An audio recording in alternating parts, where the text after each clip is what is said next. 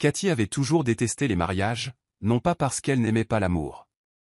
Elle y avait cru de tout son cœur, mais parce que les mariages en révélaient plus sur les gens qu'ils ne le pensaient, surtout quand elle n'était pas la mariée.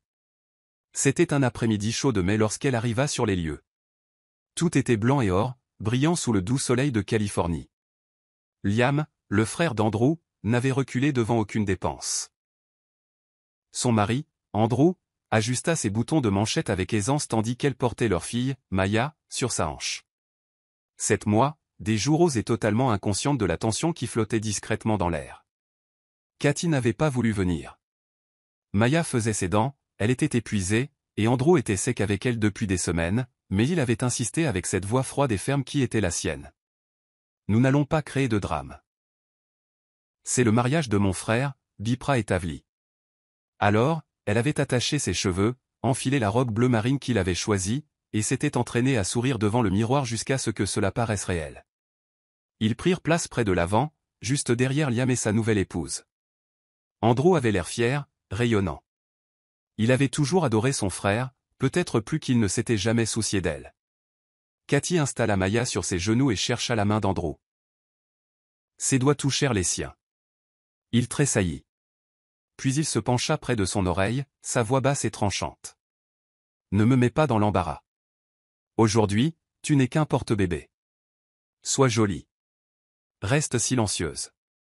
Et d'un coup, Cathy se sentit vide. Comme si quelqu'un avait retiré tout ce qu'il y avait d'humain en elle, ne laissant que la peau. Elle rit légèrement, espérant que personne ne l'ait remarqué, espérant que personne ne l'ait entendu. Elle jeta un coup d'œil aux autres épouses, impeccables, sereines, se demandant si elles aussi avaient été réduites à des récipients pour enfants et à des commodités. Elle ne pleura pas. Pas à ce moment-là. Quand les discours commencèrent, elle resta assise en silence. Sa mère commença, partageant en larmes des histoires sur l'enfance des deux frères. Son père suivit avec des blagues sèches qui suscitèrent des rires polis. Puis ce fut le tour d'Andrew. Il parla de loyauté, de famille et de tradition. Sa voix portait à travers la salle. Puis, de manière inattendue, le micro fut passé à Cathy. Voudrais-tu dire quelques mots? Liam sourit, ne voyant pas la tempête derrière son sourire. Andrew se tourna brusquement vers elle. Tu n'es pas obligé, dit-il, plus un ordre qu'un réconfort. Mais Cathy se leva et sourit. Elle tenait le micro comme si c'était quelque chose d'étrange, de froid, de maladroit dans sa main et de plus lourd qu'il n'y paraissait. Son cœur battait si fort qu'elle pouvait à peine entendre le silence qui s'était abattu sur la pièce. Tous les yeux étaient sur elle. Les yeux d'Andrew la brûlaient. Elle commença, sa voix trop douce. Elle s'éclaircit la gorge, se ressaisit et essaya de nouveau. Merci de me donner la parole. Je n'avais pas prévu de le faire, mais les mariages sont des moments, n'est-ce pas? Des moments dont on se souvient. Quelques hochements de tête polis. Je me souviens de mon mariage, dit-elle en jetant un regard à Andrew. Son visage se figea dans un sourire crispé. J'avais 26 ans, nerveuse, pleine d'espoir. Je pensais que j'épousais un homme qui me voyait. Quelqu'un se tortilla mal à l'aise à une table. Cathy sourit un peu plus largement, comme si elle faisait une blague. Je me souviens avoir pensé, c'est le début d'une vie ensemble. On imagine des choses, n'est-ce pas? Les dimanches matins avec du café, les noms de bébés murmurés dans le noir. Quelqu'un qui vous tient la main quand vous êtes fatigué et que votre chemise est tachée de les materniser. Un léger murmure parcourut la salle. Andrew pencha la tête, un avertissement silencieux. Mais parfois, continua-t-elle. On se réveille des années plus tard et on réalise qu'on fait juste partie des meubles. On n'est plus un partenaire. On est un accessoire, ou un récipient. Une fourchette tomba bruyamment sur une assiette. La salle devint encore plus silencieuse. Seule Maya babillait doucement, innocente et inconsciente. La main de Cathy tremblait alors qu'elle serrait plus fort le micro. Elle regarda droit dans les yeux d'Andrew maintenant. Et parfois, la personne que vous avez épousée, celle qui disait autrefois que vous la rendiez meilleure, tressaille quand vous cherchez sa main. Non pas parce qu'elle est en colère, mais parce qu'elle a oublié que vous êtes humaine. Sa voix se brisa un peu, mais elle ne s'arrêta pas. Liam, Claire, dit-elle en se tournant vers les mariés. J'espère que vous n'oublierez jamais de vous voir l'un l'autre, même quand la vie devient bruyante, désordonnée et difficile. Parce qu'une fois qu'on cesse de se voir, ce n'est plus un mariage. C'est une performance. Elle rendit le micro et quitta la scène. Ses paumes étaient moites. Elle ne regarda personne. Elle tendit juste les bras vers Maya, qui était maintenant avec la cousine d'Andrew, et la serra fort contre elle. Andrew ne la suivit pas. Pas tout de suite. Quand il le fit, il la trouva derrière le bâtiment, près du parking, où l'odeur de champagne et de parfum laissait place au silence et à l'air frais. « Qu'est-ce que c'était que ça, bordel » siffla-t-il, les yeux écarquillés d'une colère contenue. « Tu es folle ?» J'ai dit la vérité, dit Cathy tranquillement.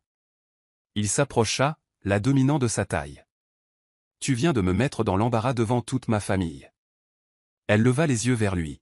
« Non, je leur ai rappelé que j'existe. » Ses narines se dilatèrent. « Rentre à la maison. Maintenant.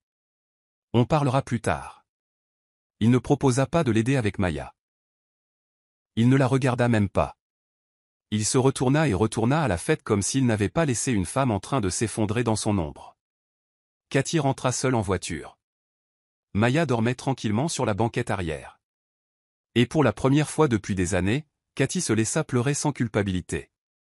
Le lendemain du mariage, Andrew agit comme si de rien n'était. Il se versa du café, embrassa le front de Maya et parcourut son téléphone comme si c'était un dimanche comme les autres. Cathy se tenait près de l'évier, le regardant comme s'il était un étranger qui s'était égaré dans sa cuisine.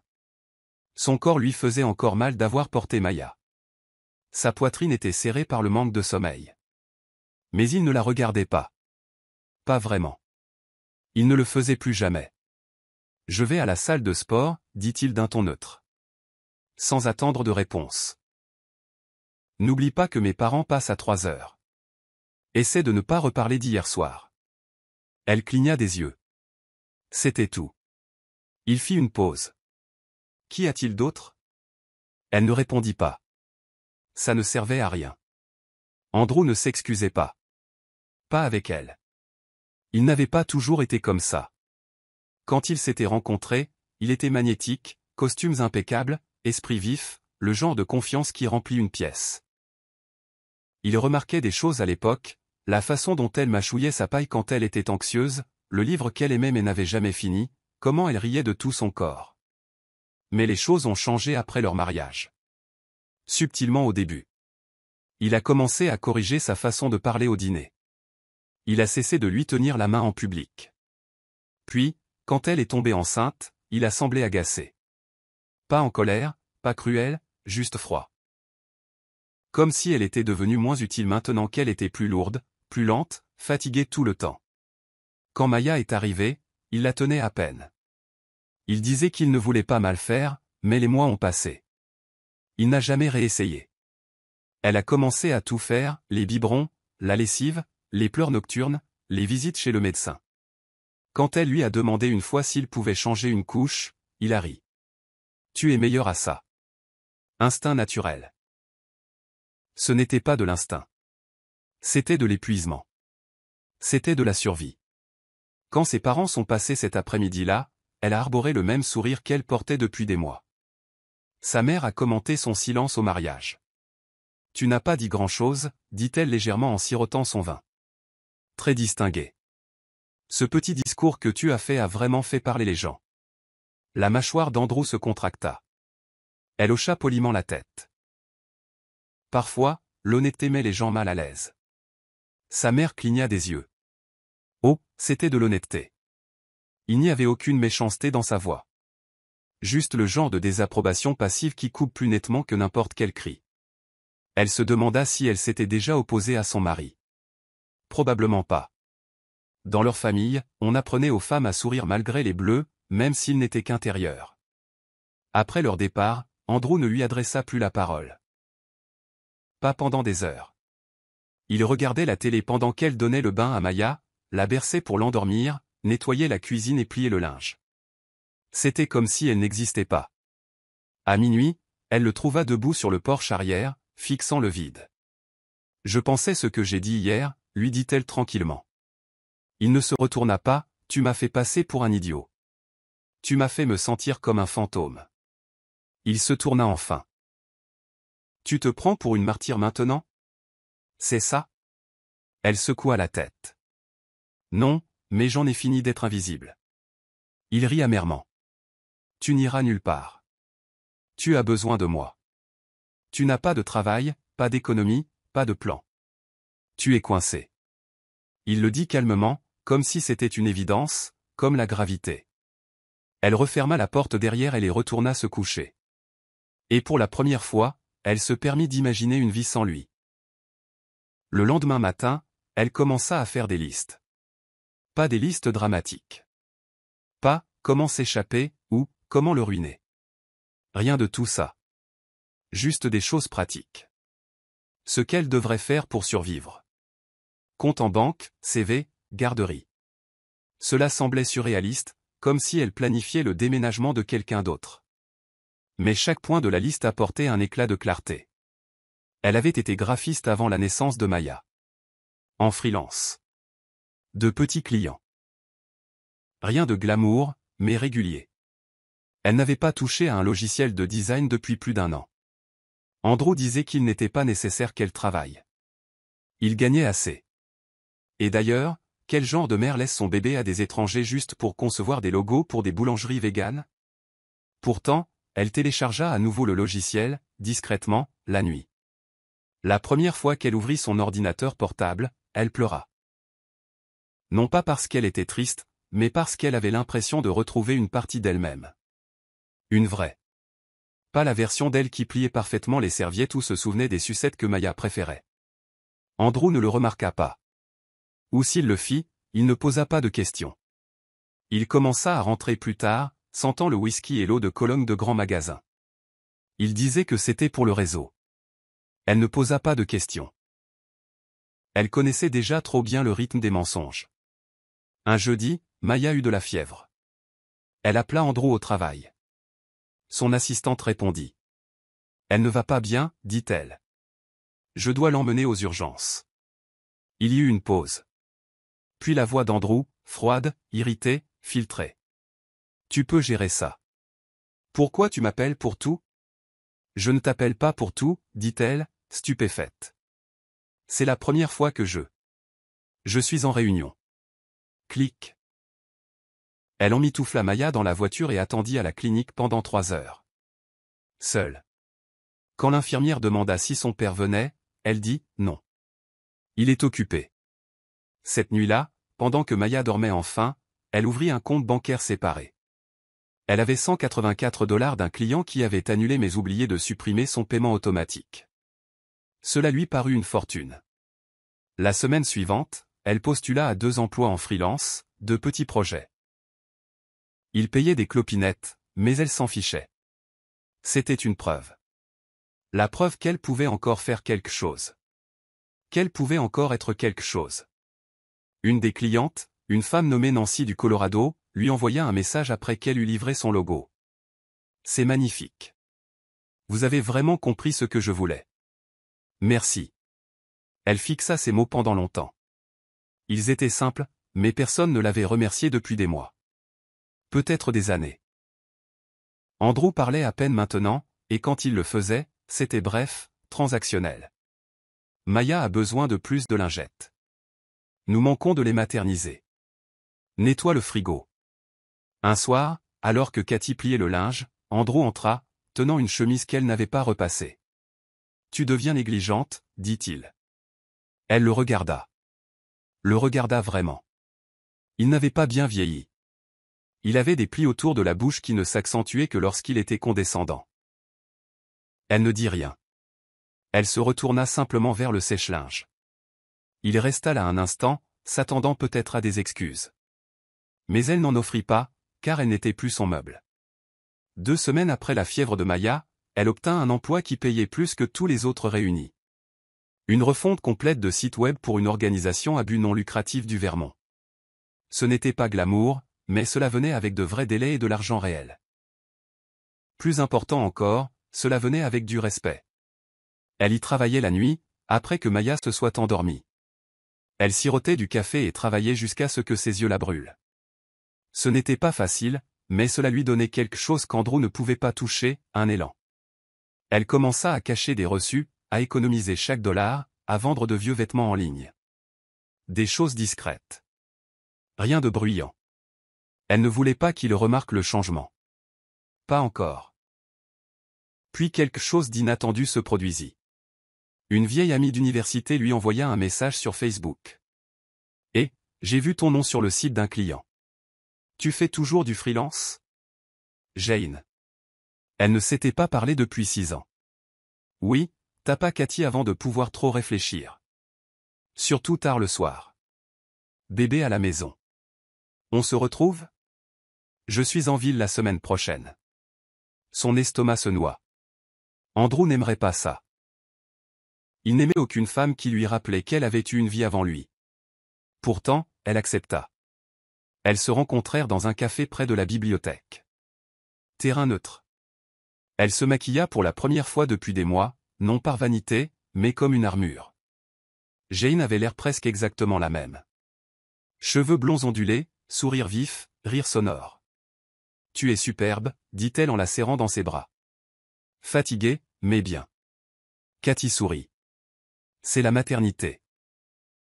Elles parlèrent de l'université, d'amis communs, de carrière. Cathy lui raconta la version édulcorée de sa vie. Jane vit clair en elle. « Ça va ?» demanda-t-elle tranquillement.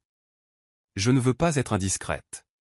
Tu as juste l'air de quelqu'un qui retient sa respiration. » Cathy fit une pause, ne sachant pas ce qu'elle pouvait dire. « J'essaie juste de me retrouver. » Les yeux de Jane s'adoucirent. « Si jamais tu as besoin d'aide, une vraie aide, je suis là. Mon entreprise a une allocation pour la garde d'enfants. Nous embauchons parfois des designers à distance. Je peux glisser ton nom. » Cathy cligna des yeux. « Tu ferais ça ?» Jane hocha la tête. « Tu étais la meilleure de notre promotion. J'ai toujours pensé que tu avais abandonné trop tôt. » Cette nuit-là, Cathy ne dormit pas. Elle resta éveillée, fixant le plafond. Se souvenant de la version d'elle-même qui rêvait d'agence de création et de lumière de la ville, pas de couche et de silence sec. 2 jours plus tard, elle soumit son CV. Elle ne le dit pas à Andrew. Il le remarqua la semaine suivante en voyant une facture de client dans le courrier. « Qu'est-ce que c'est ?» demanda-t-il en la brandissant comme une menace. « Un paiement pour un projet sur lequel je travaille. Je n'ai jamais cessé de pouvoir travailler, dit-elle. Il la fixa, la mâchoire serrée. « Tu aurais dû m'en parler. »« Je l'ai fait, dit-elle calmement. Tu n'as simplement pas écouté. » Il quitta la pièce sans un mot. Sans crier. Pas encore. Cela l'effraya davantage. Plus tard, elle vérifia les serrures. Toutes. Puis elle répondit à Jane par email. « Je suis intéressée. S'il te plaît, pense à moi. » Jane répondit en quelques minutes. « C'est déjà fait. Entretien la semaine prochaine. » L'entretien eut lieu sur Zoom. Cathy portait un chemisier blanc qu'elle n'avait pas touché depuis avant la naissance de Maya et s'assit dans le seul coin de la maison où la présence d'Andrew ne semblait pas s'attarder. La femme qui l'interviewa, Judith, était chaleureuse, concentrée et respectueuse. Elle ne posa pas de questions sur son année sabbatique. Elle l'interrogea sur ses instincts, son processus, comment elle équilibrait la théorie des couleurs et la voix de la marque. Pendant 30 minutes, elle n'était pas une épouse. Elle n'était pas une mère. Elle était juste elle-même. À la fin, Judith sourit. « Nous vous recontacterons bientôt. Mais je vous le dis maintenant, la recommandation de Jane a beaucoup de poids. » Dès que Cathy se déconnecta, elle expira si profondément que cela la surprit. Maya s'agita sur le babyphone et, d'un coup, le charme se rompit. Elle ferma l'ordinateur portable, la prit dans ses bras et fit le tour de la maison avec elle contre sa poitrine, en fredonnant. Elle n'avait pas encore le poste, mais elle avait quelque chose de mieux que la certitude. Elle avait de l'espoir. Ce soir-là, Andrew rentra plus tard que d'habitude. Sa cravate était desserrée, ses yeux vitreux. « Tu as bu ?» demanda-t-elle, trop fatiguée pour se filtrer. Il grogna. « Des trucs de boulot. » Elle n'insista pas. Il n'en dit pas plus. Il la regarda, puis regarda autour de la pièce. Plus propre que d'habitude. Bougie allumée. bébé endormi. Il plissa les yeux. De quoi es-tu si heureuse? Je ne le suis pas, mentit-elle. Juste fatiguée. Il hocha lentement la tête, comme s'il cataloguait cette réponse. Eh bien, tu devrais l'être. Puis il monta à l'étage sans un autre mot. Cette semaine-là, elle reçut l'appel. On lui offrait le poste. À temps partiel. À distance. Horaire flexible. Un salaire de départ suffisant pour construire. Prenez votre temps pour y réfléchir, dit Judith. Je n'ai pas besoin de temps, répondit Cathy. Je suis prête. Et elle le pensait. Elle pleura après avoir raccroché. Pas de peur. Pas de culpabilité. De soulagement. Elle appela Jane pour la remercier. Jane dit, maintenant, il te faut juste un plan de sortie. Tu n'es pas obligé de tout faire en même temps, mais tu ne peux pas rester coincé. Elle avait raison. Ce n'était pas seulement une question de travail. C'était une question de sécurité. Andrew ne la frappait pas. Il ne l'avait jamais fait. Mais son contrôle était une autre forme de chose. Une sorte de violence. Silencieuse. Systématique. Enveloppée dans un sourire qui n'atteignait pas ses yeux. Le lendemain, Cathy fit une demande d'aide à la garde d'enfants. Elle contacta un foyer pour femmes locales. Non pas pour y rester, mais pour se renseigner sur les ressources, au cas où. Elle commença à regarder des locations d'une chambre et à mémoriser les prix. Elle supprimait son historique de recherche chaque soir. Elle cacha des documents dans un dossier intitulé « Courbe de croissance de Maya ». Elle garda une voix légère avec Andrew. Le frigo plein. La lessive faite. Ne lui donnant jamais de raison de la dévisager trop longtemps. Et pourtant, un soir, alors qu'elle passait devant son bureau, elle le sentit l'observer. Elle se retourna lentement. Il était assis dans son fauteuil en cuir, les mains jointes, le regard indéchiffrable. « Tu as été bien occupé, dit-il. Elle se figea. Le travail. Le bébé.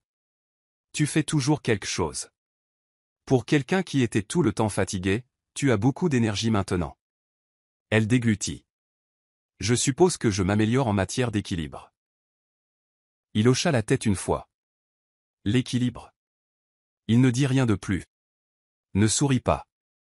Il la regarda simplement s'éloigner. Les mains de Cathy tremblaient quand elle atteignit la chambre.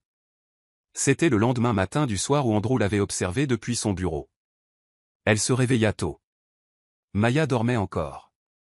Sa petite poitrine se soulevant et s'abaissant à un rythme qui la calmait. Elle se versa du café, vérifia ses emails et trouva ses documents d'intégration de Judith qui l'attendaient dans sa boîte de réception. « Bienvenue dans l'équipe », disait le message. Elle fixa ces mots pendant longtemps. Ils ne signifiaient pas seulement un emploi. Ils signifiaient des options. Et les options signifiaient la liberté. Ce jour-là, elle fit quelque chose d'audacieux. Elle visita un appartement, un petit 2 pièces ancien en périphérie de la ville. Les planchers craquaient. Les placards étaient démodés, mais il était propre, sûr et à sa portée. Elle dit au gérant qu'elle ne faisait que regarder, mais elle prit des photos. Elle posa des questions sur la caution. Elle mémorisa la rue. Quand elle rentra à la maison, Andrew était dans la cuisine. Il leva les yeux dès qu'elle entra. « Tu étais sortie, dit-il. » Ce n'était pas une question. « Oui, répondit-elle. » Les courses. Il regarda par-dessus son épaule les 2 petits sacs dans sa main. Ça n'a pas l'air de grand-chose. Ce n'était pas le cas. Juste des couches et du lait. Il hocha lentement la tête, son expression indéchiffrable. Ce soir-là, en donnant le bain à Maya, Cathy se surprit à fredonner. Elle ne l'avait pas fait depuis des mois. Elle sécha Maya, l'enveloppa dans une serviette douce et la déposa délicatement dans le berceau. Pendant un bref instant, elle crut qu'elle pourrait s'en sortir, proprement, silencieusement. Juste elle et le bébé. Pas d'explosion, pas de scène. Mais le téléphone sonna. Andrew répondit. Il dit très peu de choses. Juste des phrases courtes et sèches. Puis il lui tendit le téléphone. C'est ta mère. Cathy hésita. Elle n'avait pas parlé à sa mère depuis des semaines. Sa voix était calme, mais quelque chose n'allait pas, chérie, commença sa mère. Andrew a dit que tu traversais une période difficile. Il m'a dit que tu étais dépassé. Le souffle de Cathy se coupa. Quoi? Il est inquiet. Sa mère continua. Il a dit que tu étais paranoïaque. Peut-être même déprimé. Que tu t'éloignais de lui et du bébé. Il a dit que tu travaillais trop. La pièce se mit à tourner. Je vais bien, dit Cathy. Ne l'écoute pas, je prends juste de tes nouvelles, dit sa mère avec précaution. Peut-être que tu devrais parler à quelqu'un, au cas où. Après avoir raccroché, Cathy entra dans le salon et se planta devant Andrew. Tu as appelé ma mère. Il ne s'y a pas. Elle a demandé comment tu allais. Tu lui as dit que j'étais instable. Je lui ai dit que j'étais inquiet, ce qui, soit dit en passant, est le cas. Elle le dévisagea. Pourquoi fais-tu ça? Parce que tu es en train de perdre pied. Et si tu ne peux pas le voir, quelqu'un doit le faire. C'était subtil, précis, une lame dans un fourreau de velours. Il voulait la discréditer au cas où elle essaierait un jour de partir. Il était en train de monter un dossier, lentement, silencieusement, comme il l'avait toujours fait. Cette nuit-là, elle imprima tous les documents, fiches de paie, emails, preuves de demande de garde d'enfants. Elle les cacha dans le sac à langer de Maya, sous le lait maternisé. Elle prépara une trousse d'urgence pour la nuit, couches, lingettes, nourriture pour bébé, une tenue de rechange, et la laissa dans le coffre. Elle ne le dit à personne, car maintenant elle savait qu'Andrew ne la laisserait pas partir. Il avait besoin de garder le contrôle, et elle en avait fini d'être contrôlée. La semaine suivante se passa dans un flou de prudence. Elle travaillait tranquillement pendant la journée, berçant Maya d'une main tout en examinant des maquettes de sites web de l'autre. La nuit, elle vérifiait tout, mots de passe, relevés bancaires, cachette. Elle mémorisait des adresses, des numéros, des plaques d'immatriculation, des itinéraires vers le refuge. Elle ne parla à personne de son plan, pas même à Jane. Et pourtant, elle savait que quelque chose se préparait. L'humeur d'Andrew changea. Il cessa de poser des questions, cessa de faire semblant. Il s'attardait dans les embrasures de porte, l'observant sans parler. Il fermait son ordinateur portable dès qu'elle entrait dans la pièce. Il mentionnait leur album de mariage, leur avenir. De la manière dont les gens le font quand ils essaient de vous rappeler qui vous étiez, qui vous êtes censé être. Puis un soir, il rentra avec des fleurs, des pivoines, ses préférées. Il ne lui avait pas acheté de fleurs depuis plus de 2 ans. Je me suis dit qu'on pourrait peut-être renouer, dit-il, les plaçant dans un vase comme une offrande de paix. Redevenir une équipe. Elle sourit avec précaution. C'est gentil. Il leur versa du vin, s'assit à côté d'elle sur le canapé, son bras drapé le long du dossier, sans la toucher, juste planant. Tu es différente ces derniers temps, dit-il. Plus occupée, plus secrète. J'ai eu beaucoup de choses à gérer. Il hocha lentement la tête. Pourtant, tu pourrais t'appuyer davantage sur moi. Si quelque chose ne va pas, tu peux le dire. Elle le regarda vraiment.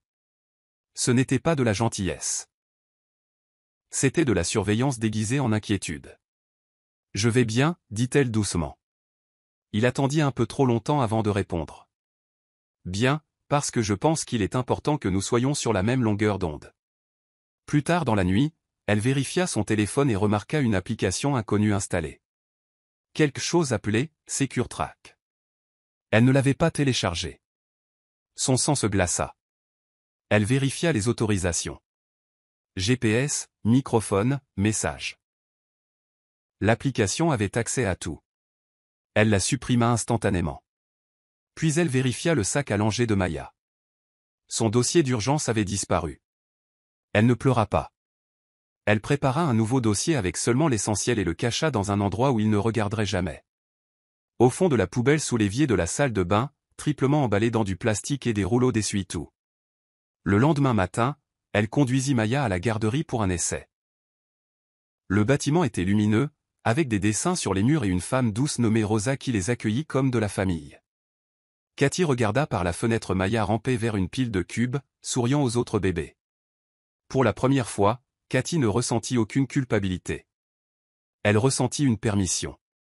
Ensuite, elle s'arrêta à une station-service et paya en espèces un téléphone prépayé.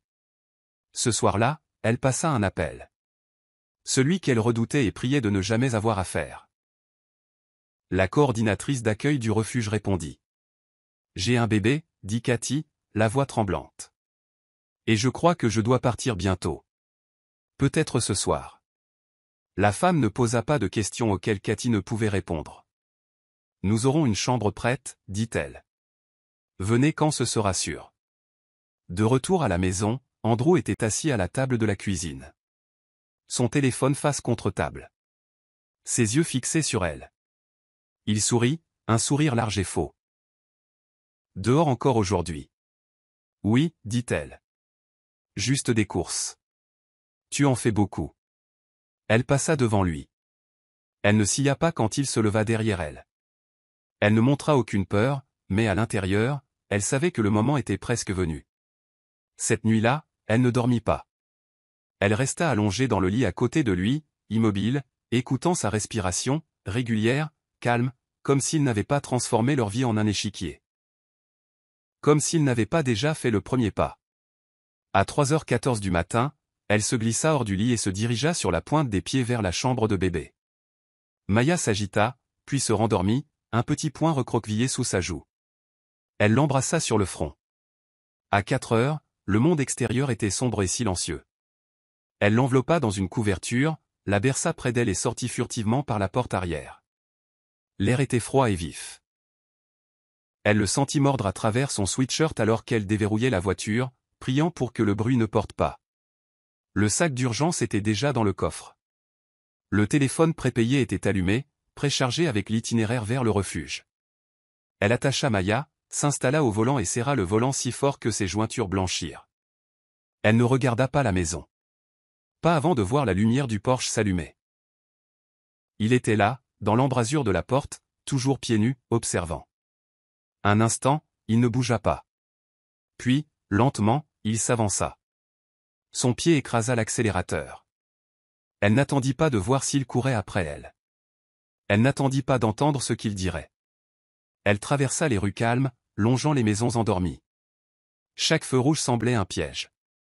Chaque ombre la faisait sursauter. À 4h43 du matin, elle arriva au refuge. Rosa, pas la même Rosa de la garderie, mais une autre femme avec la même douceur et la même assurance, l'accueillit à la porte. Elle ne posa pas de questions. Elle ouvrit simplement les bras et la fit entrer. Ils donnèrent à Maya un berceau portable et à elle une chambre avec une serrure à l'intérieur. Et pour la première fois depuis ce qui semblait être des années, elle ferma les yeux sans crainte. Elle ne savait pas de quoi demain serait fait. Elle ne savait pas comment se dérouleraient les audiences pour la garde, ni quelles histoires Andrew raconterait. Mais elle savait ceci, elles étaient parties. Elles étaient toujours là. Elles étaient en sécurité, et elles ne retourneraient pas en arrière. 2 semaines plus tard, elle se tenait dans une robe empruntée, un micro à la main, de nouveau. Liam avait appelé. Il avait dit, « Claire et moi voulions que tu parles. Ce que tu as dit à notre mariage, les gens en parlent encore. » Elle faillit rire, mais elle accepta. La réception était plus petite cette fois-ci. Juste un dîner post-mariage pour la famille élargie et les amis qui n'avaient pas pu voyager. Andrew était là. Bien sûr qu'il était là. Il se tenait au fond, les bras croisés, faisant semblant qu'elle n'existait pas. Il avait déjà commencé à répandre sa version de l'histoire, qu'elle avait fait une dépression, qu'elle l'avait abandonnée. Il avait dit à sa mère qu'elle était dans un établissement. Il avait dit à la sienne qu'elle avait pris Maya sans permission. Mais rien de tout cela n'avait d'importance maintenant, car elle avait des documents. Elle avait des témoins. Elle avait une avocate, une femme gentille et féroce qui avait percé Andrew à jour en quelques minutes. La procédure devant le tribunal de la famille venait de commencer, et cela prendrait des mois, peut-être plus. Mais aujourd'hui était à elle. Elle prit une profonde inspiration et commença. Quand j'ai parlé à leur mariage, dit-elle, j'ai dit que le mariage, c'est se voir l'un l'autre, et je le pensais. Mais ce que je n'ai pas dit alors, ce que je n'avais pas la force de dire, c'est que parfois, il faut d'abord se voir soi-même, parce que personne d'autre ne le fera pour vous. Un silence calme envahit la pièce. J'ai passé des années à penser que j'étais moins, que j'étais destinée à me faire toute petite, à rester silencieuse, à survivre. Je pensais que si je faisais tout bien, l'amour reviendrait. Que la cruauté était une phase. que la froideur était du stress. Mais ce n'était pas le cas. Elle leva les yeux. Andrew n'avait pas bougé, mais sa mâchoire était crispée. « Je suis partie, dit-elle clairement. Et ce fut la chose la plus difficile que j'ai jamais faite. Non pas parce que je n'aimais pas, mais parce que je me suis enfin n'aimé plus que le confort de quelqu'un d'autre. » Personne n'applaudit. Personne n'en avait besoin. Le silence portait le poids de la vérité. Elle rendit le micro, quitta la scène, et en passant devant Andrew, elle le regarda dans les yeux pour la première fois depuis des mois. Il ne dit rien, car il n'y avait plus rien à dire. De retour au refuge ce soir-là, elle serra Maya contre sa poitrine et murmura les 3 mêmes mots, encore et encore, dans ses cheveux doux. « Nous sommes libres. »